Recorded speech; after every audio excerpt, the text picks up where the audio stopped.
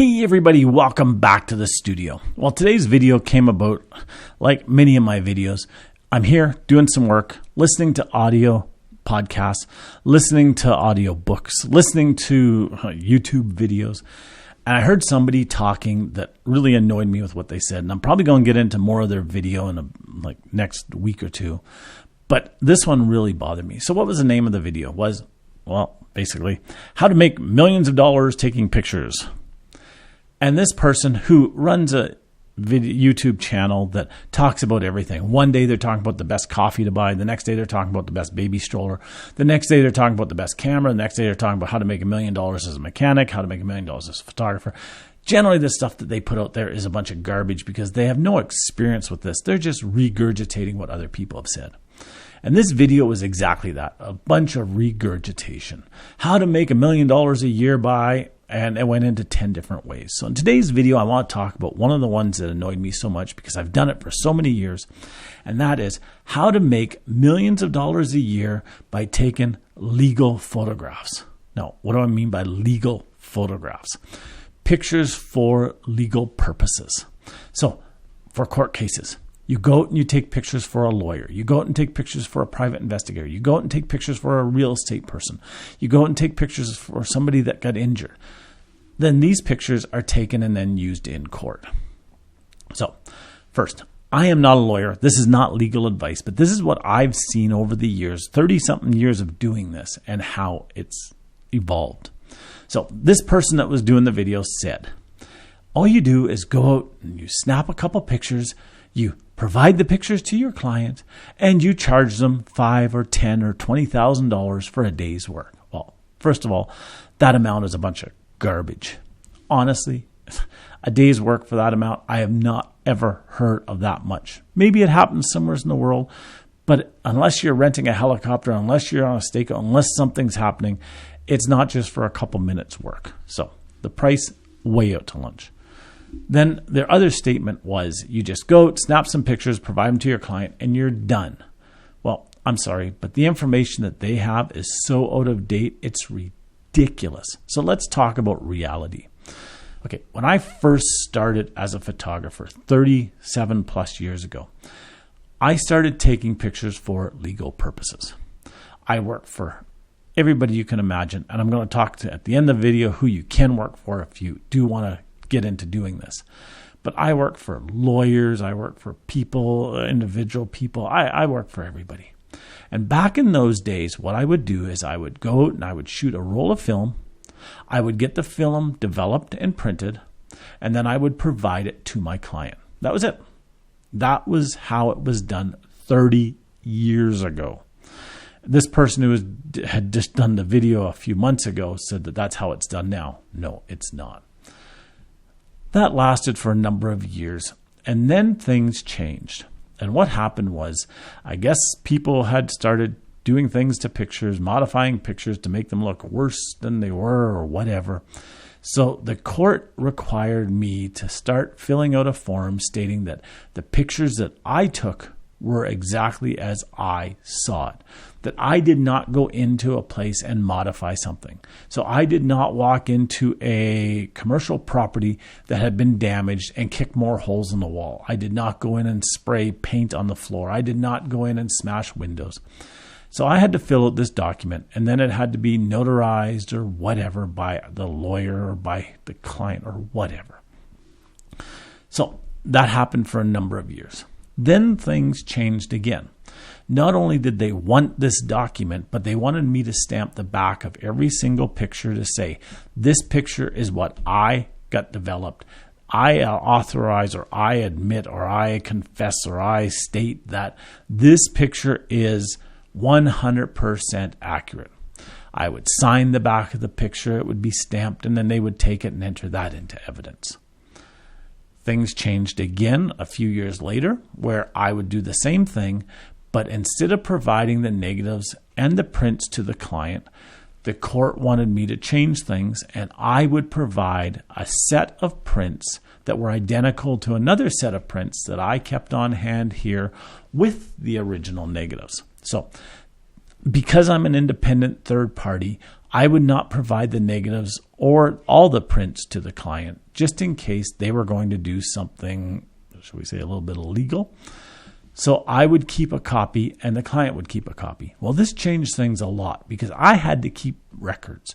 I had to go through and write out everything. And it wasn't just for a day or a week or a month. It could be years that I had to keep these photos and the documentation.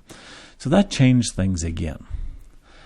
Then things changed when digital photography started. Not taking pictures digitally, but when Photoshop started and you could start to edit photos. I had to actually swear out a statement stating that I did nothing to these photos other than I took them and had them printed.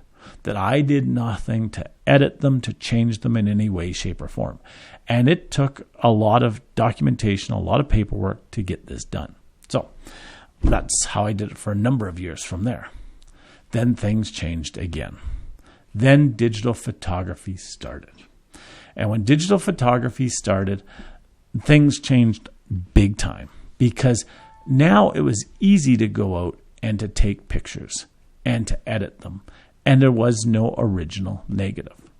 So I would have to go out, shoot the pictures, keep the original files, provide the files to the client, provide prints, all of that, record everything, keep them stored, keep them archived, and go from there. That lasted for a little bit, and then I started getting people coming in here to get stuff printed, lawyers, private investigators, police officers, fire insurance people, and they wanted to guarantee that I would take their raw files without doing anything to the files, without adjusting them in any way, shape, or form for color, for density, for anything, and print them directly. And they told me that at that point, the court would only accept direct prints from raw files. That lasted for a few years. And then we had the ability to start to edit raw files. And now today I can go in, I can edit a raw file, and I can save a raw file. So you can't tell if this is original or not. So now how are things done? A lot of years, we're finally up to today. As of today, when I work for a client for doing anything legal, is I go out and I take the pictures. I provide them with the digital files. I provide them with prints. I provide on back of the prints my stamp of my business or a sticker of my business, a signature on the back to say this is an original print provided by me. I keep a copy here as well. I keep all the documentation so that I can prove that I was there at the right time when I stated that these pictures were taken. I have to keep everything. And it's a lot of work. It's not just going out and shooting and handing it over to the client and being done. In fact, today, the court is more concerned about my testimony as a photographer as they are with the pictures that I take. Now, is this true in every case? No, not in every case. But in bigger cases, it is. Now, fortunately, over all the years I've done this, only a couple of times did it get to the point where my testimony was relevant. And in both cases that I was involved with, that they wanted my testimony, each legal party came in independently to my business, interviewed me, and then left. And they were happy enough with what I said, with what I provided to them and showed them, that I did not have to go to court. But sometimes, as a photographer, you're going to have to go to court.